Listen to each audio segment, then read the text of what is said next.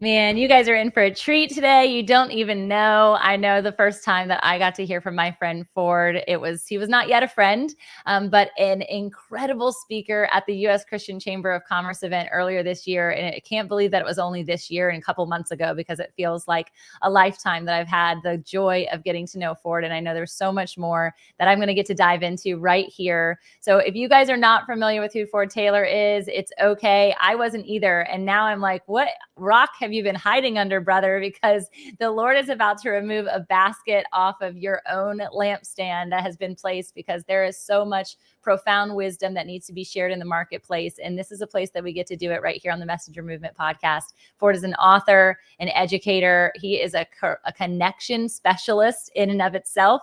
And he is truly a dear friend and a beloved of the Father himself. And I'm just grateful to get to know you, Ford. I'm glad to have you on the show today.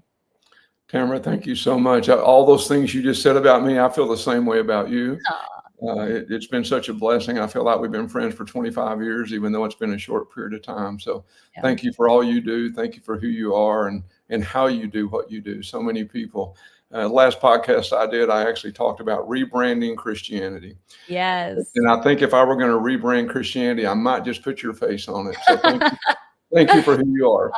I love that. Thank you so much. It's definitely something I am so passionate about. And when I think about so many layers of what you've put out into the world, Ford, a lot of them were based on conversations that we had when we were driving from one event to another event, when I had the joy of being with you a couple of months ago. And it's really like so many chasms that you've found yourself in. Not always comfortable. Most comfortable chasm, I want to know where that is, but they're not comfortable. You have done a lot, but you have dug yourself through it thanks to the grace of the Lord. Can you talk a bit about some of the chasms you've found yourself in and how that has led to the leadership journey that you've been on?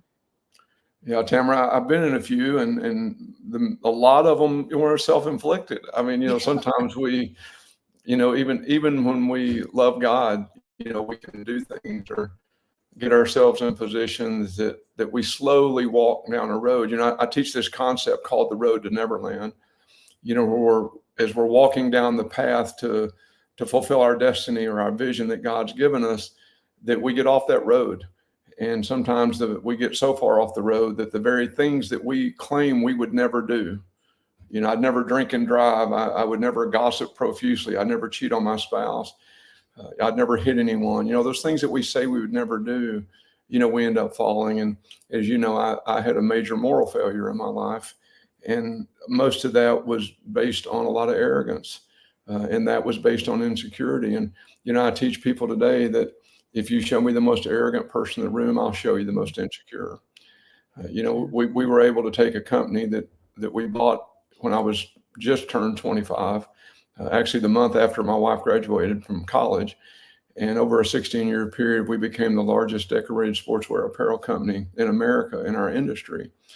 And, I saw all these things, my name on the trade journals and, Small Businessman of the Year one year in 5 states and top 10 in America. And all those things start going to your head and you start thinking you're God's gift to business, instead of that God gifted you in business.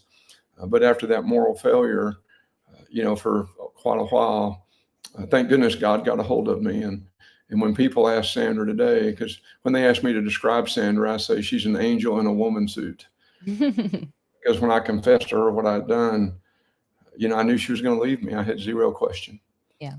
None. And I just said, please don't take the kids. This is 100% my fault. Everything is yours. If we divorce, 100% yours. There's no split. You didn't deserve it. And she responded with, why would I leave you? I love you more than anything. I forgive you. And I cried hard. But I remember thinking, I want to be like that. I want to be one of those people that, you can look in the eye and see that Jesus is in there, Mm. like my wife. You could see that unconditional love and forgiveness. And it took a minute, but we restored it. And now, very thankful we have a good marriage. And when people ask her, how did you get through that? And this is my word of encouragement for anybody that's going through something is, she said, because the people would ask her, did you not know? And she'd say, deep down, I knew. Well, how did you get through it? I prayed every day that God would bring my husband back to me. And I just thought, man, so many lessons that I learned from her, Yeah. from God through her during that season. So yeah, that was a chasm that was, a big one that I brought on myself. A lot of people Yeah. say the devil made you do that. No, the devil don't make you do anything. Get off of Yeah. that train. If Yeah. you make a bad decision, don't blame the devil, blame yourself. Get yourself back together, turn back Yeah. to God and let God pull you out of it. Yeah, so good. And the way that you've shared this experience, not only from stage, but intimately in conversations, and then even here on the podcast, it's a reminder to us, no matter what side of the token we find ourselves on, whether we've inflicted that or we're on the other side, like your wife was, that like God's grace is so profound. It's his mercy is so good. And even what we can conjure up as the outcome of said story, God has so much more for it if we're willing. And I think that's where you were. You were in a state of willingness. She was in a state of willingness, and God transformed that to be where you all are now as leaders and moguls in marriage and ministry. And I'm so grateful for the homes that you've created and the legacy that you guys are leaving through being open and transparent about it. Because I think that's also an area in, marketplace ministry, just like church elements, the pulpit can have this pedestal like facade. And you could say, wow, look at all the success that I have. But it's actually a way that you lead from that place of authenticity. You actually lead from the stories of the chasms rather than letting that be something that's in the secret place. Can you tell us how that kind of evoked, how you put truth in the forefront of how you served after this came to light? Yeah, one of the things I did is, I stopped the cheating for 2 years and got a lot of help. I got some counseling and some psychiatric help and some Yeah. pastoral, Yeah. even before I told Sandra. And so I Wow. got myself in a posture that I could handle whatever her answer was. I mean, I had to be in that posture because I had to expect what I expected, even though it isn't what I got. Wow. But after that, after going through so much of that healing, I look back on my life and said, okay, God, what is it that you've really called me to do?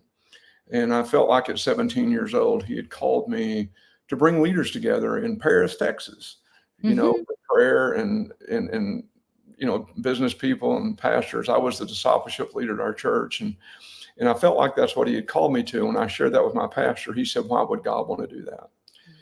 And so I stepped away from it. And then 33 had happened again. And I visited my pastor in College Station, Texas, same kind of thing. And he said, why would God want to do that? Now, since then, both of them have repented for giving me that answer, which was very healing. But then when I was in my early 40s, it happened again, but this time God brought help. Wow. And it was the current pastor and his wife. I actually, Tamara, was on the phone with them last week. They're almost 90 now. Wow. And they were saying, we'll never forget what happened in that office that day. We will never forget what happened. And I will never forget it either. Yeah. But I remember that after that experience, walking out of there going, okay, the blinders came off. Yeah. And then I started realizing that, God had really called me to do something at 17, then again at 33. And I felt like he was saying, this is my last call. I Wow. won't be back. And Hmm. so I started stepping into that. And while I'm a businessman in talent, I guess, and gifting, he called me to start doing city reaching kind of stuff and marketplace, workplace ministry kind of stuff. And I said, God, I don't have a clue how to do any of that.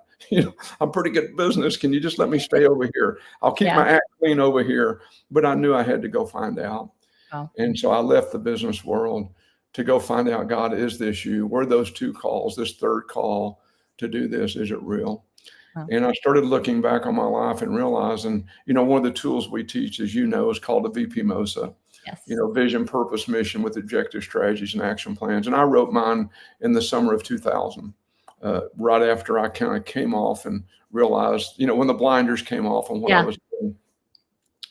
And that really included, making leaders who make leaders who make leaders to impact individuals, organizations, cities, and nations. And that didn't make sense to me 24 years ago after all I had done. But I started stepping into that and said, okay, God, if this is what you want, I'm just going to go and you're going to have to lead because I don't have any idea what to do. And then I started realizing so much of my experience in business, success in business, I didn't realize it, but it was all right out of the Bible, and I did not understand that. And so when I started doing this leadership training, I was doing what I call one-off business consulting. So I was business consulting with clients to make money so I could do the city reaching. Yeah. And one of my clients called me in his office and said, when you work with companies or own companies or consult, how often do you get these kinds of results? And I said, every time. And he said, then why aren't you using this material? So I tried it. It worked. And doing it two or three times, someone offered to do a PowerPoint and a manual, and then all of a sudden it turned into something. And so now we use that material. We do city impact initiatives is one of the things we do. So we use the material in the city impact initiatives, but needless to say, now we have a number of consultants and trainers and coaches throughout the world that are using the same material to impact individuals as well as organizations. And so that chasm started slowly getting closed when I started realizing that I believe that God gave me these gifts to use this way. And I remember in 2000 when I believed He laid on my heart, go help everybody else be successful. Use your talent for everybody else and let me take care of this part.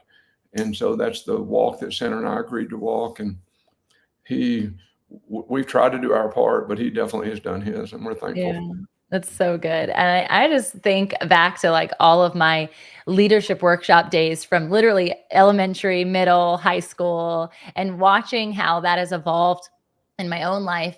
That as we get into more, I'll say sometimes minutia of business, and I'm learning about the different levels and layers and the people and the needs and the team building and the hiring and the finances and all of these different pieces, that sometimes like I just want to like, I'm going to throw that over there and I'm just going to stay over here in the vision casting, dreamland, let's build and everyone be happy kind of realm.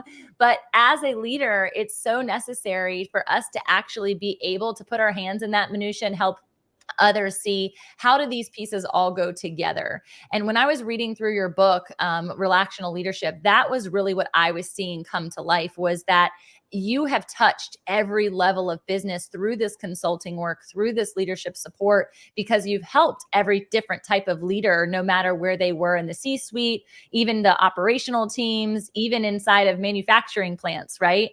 And so what would you say if someone has not yet read their book, which you guys have got to get your hands on it? The link will be in all show notes below. Can you talk to us through what would be the three like main pillars that you would say as a leader we need to focus on in order for us to move the needle? Okay. Well, I want to touch on something you said quickly, and then I'll answer your question if that's okay. Yeah. Is all right? Yes, please. And so, I've kind of broken the owners, leaders of businesses into three categories. Okay. And I think there are others that use the same three categories. Okay. But they're pioneers, planners, and promisers. Now you can put them, actually, I've got this continuum that has 10 categories, but those three are pretty clear. And so a pioneer is a visionary. And often a pure visionary has a lot of trouble moving into the planning and the promising, the implementation. And so if you're a pure visionary, you got to surround yourself with planners and promisers, planners and implementers. I like to use the word implementers, but I like the having P's for all of them. Yes. And so, but what happens lots of times, visionaries are great leaders. They're not necessarily good managers. Yeah, that's and so good. Shift from leading people and managing systems, processes, policies, and systems, that combination, everybody doesn't have all three of those in their wheelhouse. And so whichever one they are, as the owner, president, CEO, or whichever two they are, if they're not all three, they got to bring in the other one or two that's not their number one skill set, that it's someone else's number one skill set. Yeah. So if you're out there and you're a business person, don't think that you're less than because you live in one of those or two of those and not all three. So, but I think if I were going to pick the top three areas, we get told that our top two tools. So I'm going to use tools first. Okay. Okay. Okay, are the VP MOSA, Yep. the vision, purpose, mission, objective, strategies, and action plans. And the second one is the social covenant, which is Yes. a tool on how to resolve conflict. And then I would say the third one is really understanding a definition, the qualities and skills and purpose of leadership. And so if you travel the world and you ask people, what are the qualities and skills of a leader that you would want to follow? Words that you'll hear is, respect, teachable, you'll hear vulnerable, transparent, humble, loving. I mean, these are words that you will hear. Well, most leaders, they don't think of those words when they're thinking about being the leader. They don't think that those are what people No. want to follow. Yeah. And of course, the definition of leadership we use is those who are willing to set aside or lay down their life for those with whom they lead or influence. And then the purpose of leadership. And again, you asked for the top three, and I'm giving you the top three tools that we get told. Yes. Is we call it V, steal, and lead. That the purpose is to cast vision, serve, teach, train, equip, empower, let go, and evaluate. And then we go a lot deeper into what each of those categories mean, because a lot of people think that teaching, training, and equipping are the same. Yeah. And so, to have a vision, that's number one, VP MOSA. Number two, really know how to resolve conflict. And then number three, have a common language, a common vision, but a common language around leadership and how you're going to walk it out on a daily basis. I'd say those three. And Yeah, it's brilliant. And the top two attributes, somebody sent me this research recently that the top attribute that people are drawn to, a lot of research went into this, and it was 4 times number 2. And when they asked me, what do you think it is? I said, well, love. And they go, nope. I said, forgiveness. Nope. And I went through like 8 things, and they said, nope, nope, nope. And I said, what is it? And they said, vulnerability. And I said, well, that's interesting. And it was 4 times higher than number 2. Wow. And as you talked about the pulpit, and the standing on that stool, whatever you want to use, that vulnerability isn't always seen. And so thank you too, Tamara, because when I heard you speak, you showed that same level of vulnerability. And I think people are looking for that. Yeah, I agree. And I do think that word even has become kind of a buzzword. The shame kind of work that Brene Brown did and speaking about how to be vulnerable is definitely something we've talked about on the show before. But processing through, how do you put that into action? Like, vulnerability is not just like sharing all of your dirty, laundry. That's not what vulnerability is. It's also the activation of being able to operate in integrity. And I'm finding myself in that literally right now of my own life, of how do I lead from this place of with integrity and through vulnerability without losing traction is one of my concerns. And then the other concern was without people not trusting me to be an effective leader because I'm not at this particular, same joyous, same energetic, same capacity level. And what I found even just in the last couple of weeks while conversating with people that I lead and also leaders that have led me is it's so much less about that. And it's more about living from our humanness and trusting God to fill in the gaps. And that's really where I'm at right now, is just, I don't have to be to that same level of energy. God will meet me there. And I don't have to be from that same level of fruit that he always shows first. But what if, like you shared even prior to us getting on the show, what if a new fruit is being cultivated? What if the fruit of long suffering is being cultivated? What if the fruit of self-control or patience is being cultivated in this season of my life? Am I willing? And I think that's one of the big things about being vulnerable, is also willingness. Yeah. And I agree with you, Tamara. And part of vulnerability is being vulnerable in that moment when someone else does need to hear your story. Yeah. Because they're in that spot. It doesn't necessarily have to be from stage, Sure. But someone is sharing their story. And often it's our story that we've been in that spot before. And then they can see the other side of it. Yes. That gives them hope to pursue and go through. That Yeah. message of, everything that God has for Jesus is for us too, but to experience all that glory, we have to also experience his suffering. That Yeah. is not a message that most people want to hear. Yeah. But, we call that bubble jumping. But as people go through that, and that bubble burst, if you will, that Yep. thing that on the inside or outside changes, the bubble burst. I've found that next bubble, that next season of life, always 100% of the time, as we go through those things, if we stay obedient, if we keep following God, it's hard. It's a holy tension. It hurts. Mm. But if that faith and that trust is there, that next bubble always brings more honor, more glory, more authority, more power, more relational, financial wealth. And God he's just faithful to his word, even sometimes when we're not. So true. And I love that. For those who don't know this story, I've shared it. I don't know if I shared it on my podcast as a recap from U.S. Christian Chamber Forward, but I just love it so much. And I want to document it here that I actually brought bubble guns up onto stage as a part of my intro when I was at U.S. Christian Chamber. And 2 days prior to that, I had no intention of going to a business conference that I knew would be a mass majority of likely men in the room, of wearing a lime green jacket, which I'm all for the fashion and the fun, but of bringing bubbles on stage. And the Lord literally woke me up that morning and he was like, go get bubbles. And I'm like, no, I am not bringing I'm not going to be that girl. I already have enough energy and people think I'm bananas and they don't take me seriously. I'm not bringing bubbles. Well, lo and behold, this bubble jumping concept that Ford just alluded to a bit, it actually what drew him into my share. And he was talking to his team about, like, she gets it. She understands bubble jumping. Well, through the conference, I really, after I heard Ford talk, I was like, can I just sit at your feet and learn about leadership? I wanted to talk to him so desperately. And I told my team, I'm like, I'm going to go talk to Ford. But I found him in this like space where he was by himself in this multiple 100-person event. And I just thought, well, he's clearly choosing to be alone right now. I'm going to be respectful and let him stay in his own little bubble for a moment. And lo and behold, fast forward, it was a week after the event and we both ended up being on a conference call at the same time.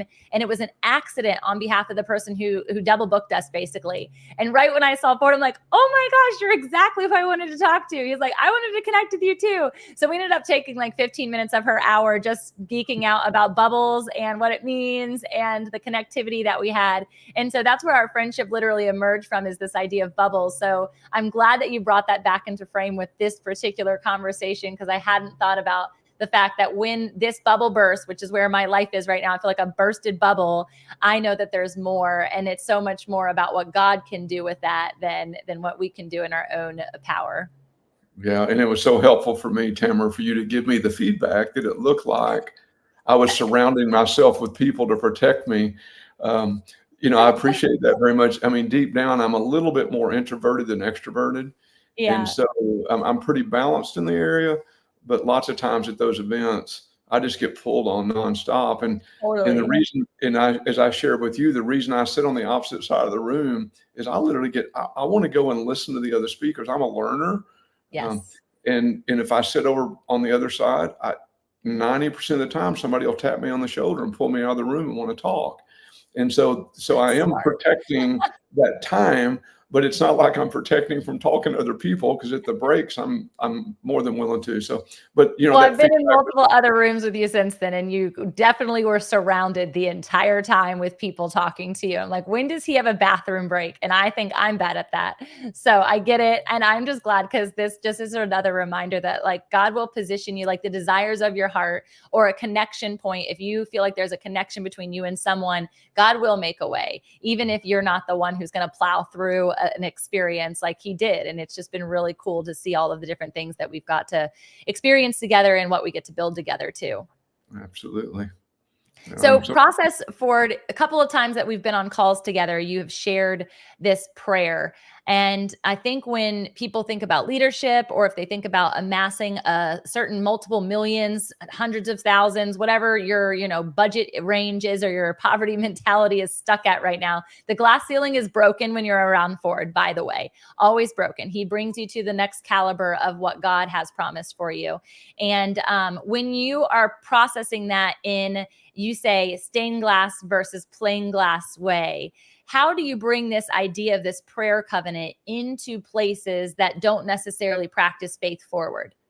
Okay. Well, the plain glass version of what we do is called transformational leadership, and the stained glass, the overt, is called the missing link. And so often I'll speak at places that are not, specifically a Christian talk. When we're training denominations or churches or ministries, we can just no self-control is what I call Yeah. it. I can talk about the Spirit, the Father, Jesus, Yahweh. You can just go for it. Yeah. But, sometimes I'll be asked not to share my faith, not at this one. But so far, Tamara, no matter how many times I've been told that, 100% of the time, the door gets open by just being respectful. Okay. One of my favorite stories, and then I'm going to get back to the prayer covenant answer. Well, let me answer the prayer covenant first. Okay. Is, I'm actually on the board that does the prayer covenant, and it has reached tens of millions of kids that are actually using the prayer covenant to disciple other kids and to lead their parents to Jesus. Wow. And so anytime that I'm in a stained glass environment, at the back of the manual, there it is. That prayer covenant is in there. I tell people, don't pray this unless you mean it, because God is a really good father. And if you have children, this will make a lot more sense to you. If your children call up in your lap at bedtime and say, "Mommy, Daddy, could I have a hug?" Unless you're just a turd, excuse my language, you're going to give them a hug. You're going to give them what you want them to have. It's good. But if they crawl in your lap and say, "Can I have a Coca-Cola, an Oreo cookie, and some ice cream right at bedtime?" You're probably going to say, "That's not good for you right now." Okay? But the things in this prayer covenant are things that God wants to give us. And I tell people, don't pray that thing alone. Okay. Because God answers it. And in the answers, sometimes we can get in trouble because give me the courage to be humble, the humility to be courageous. Well, when you're asking, fill me with your wisdom, discernment, knowledge, and understanding. When you're asking for wisdom, God's word says humility precedes wisdom, and his honor and glory comes after it. But sometimes the process of being humbled, it's for me, very, very painful. At times even humiliating. Years ago, it wasn't just humility; it was humiliating to. Good. I never heard that. Well, no, but I'm just saying, when you think you're God's, when you think you're God's gift to business and you find out that this stuff works in every business, that's pretty humiliating. That's not. That's a whole nother level. But God seems to give that answer. And one of my favorite stories is I was speaking at Texas A&M, and there's a lot of faith at Texas A&M. That's why I love my school. We're a cult, okay? But I was asked at this particular speech not to share my faith, and I said, okay. And I said, would you mind if I ask the audience? There's a couple of hundred MBA, high level, much smarter than me, young people in the room. Yeah. And I'm going to ask them what they want me to speak on around leadership. And then when I finish, I'm going to say, are there any more questions? And they said, sure, you can do that. And so I did that. And after I took a couple of questions, and then this question came. And it was right on the front row. It was a young lady. And she said, Mr. Taylor, she said, there's something about you I can't put my finger on. And I said, what is it? And she said, you seem extremely confident in what you teach, but I don't see arrogance. Can you help me understand that? And I said, well, sweetie, I can't right now. And by the way, for all you politically correct people, I'm 67 years old, and my daughters are sweeties. My friends are sweeties. If you don't want to be called sweetie, tell me and I won't do it, but I'm just a sweetie guy, okay? You want to call me sweetie? I'm all in. My dad called me sweetie my whole life, so I'm all in. But anyway, I said, I can't answer that right now, but what I'd like to do is meet with you one-on-one And right here at the end, when we're finished, and I'll answer your question. Well, the people that asked me to speak yelled from the very back of the room, "You've earned the right to talk about your faith." And this is kind of the norm. They yelled it. And so I said, well, let me share it this way. You've heard my story. You know, if you look at my whole story, you'll know I was a mess. You know that. And she said, yes. I said, but since I've kind of come out of being 100% mess, and I'm still a mess, but not what I used to be. I said, there's one thing that I do believe. And I said, I do believe that Jesus is the Son of God. I have no doubt about that in my mind. None are in my heart. And I said, I have this prayer covenant that I pray every day. And a piece of the prayer is give me the courage to be humble and the humility to be courageous. And my hope is tonight you saw God answering that prayer. And Tamara, I mean, the whole place erupted. Wow. And then then the leaders came up and said, don't ever let us tell you not to share your faith again. Just don't ever bring it up. But my point is, God always seems to make a way if we're being obedient in what he's called us to. So for me, a lot of it's plain glass. I'd much rather do stained glass. I mean, it takes a lot of self-control to give biblical concepts and principles without telling them where they come from. Yes. That takes a lot of self-control. But it just seems like he always opens the door, even in governments. Yeah. In front of governments, they'll give me the question. I'll say, well, I can't answer it right now. And they'll open it up. Even in Muslim governments in Nigeria, I mean, Ethiopia, it's amazing if we're just obedient to the call that he puts us into. And everybody's not called to the plain glass move to stained glass. Right. Nor would I want anybody to attempt that unless that's what God's called them to. So it just seems like the door always gets open. And you know me, I love that prayer covenant. You and I are in it. I mean, we pray for each other every day. So we do. And it is so rich, you guys. I'm going to make sure I put the link to that as well below so that you guys can have it. Interestingly, when you said it was that kids are the ones reading it, I actually shared it with one of my groups from my other podcast, Girls Gone Holy. And one of the women who owns a school, she was like, all the teachers are going to be praying this. We're going to be praying this every day. I'm so grateful that you gave me this. I'm like, that's amazing. And so it's like praying over children who then will have access to be able to pray over one another. I just think as we process through leadership and you having that big vision of leaders for nations, that is already happening and has happened multiplied times during your lifetime. It's going to continue to with the ministry that you lead and the people that you are leading currently who just have a new level of understanding of even what does mentorship look like, because that's something that I think has lacked so much as I have even come through college and come into business and all of those places. In entrepreneurship specifically, there's not many effective mentors.